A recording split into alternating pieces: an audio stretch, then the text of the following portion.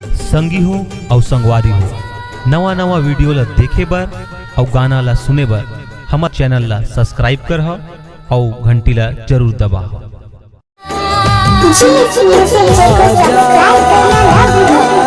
आजा आजा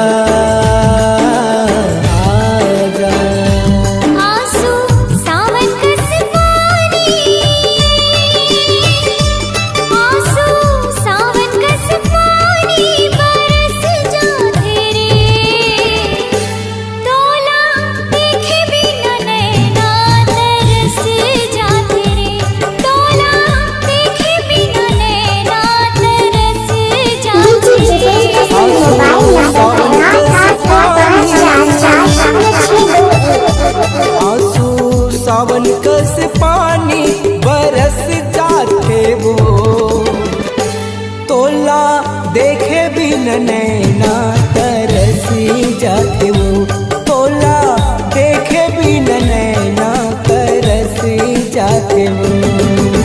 आजा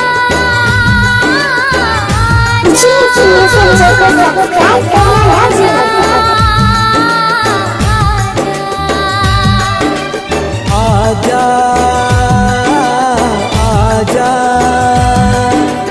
आजा आजा।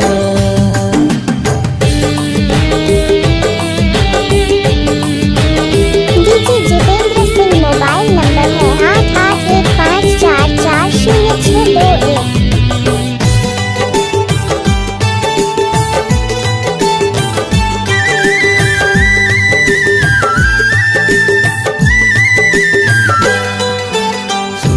लागे अमरैया सुना है कथा, सुना लागे पारा सुना घर दुआर।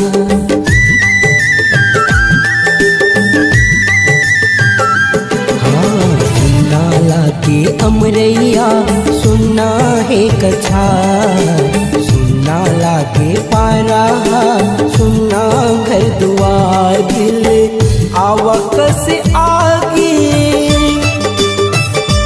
दिल आवक से आगे धधक जाते वो, तोला देखे बिन नैना तरस जाते वो।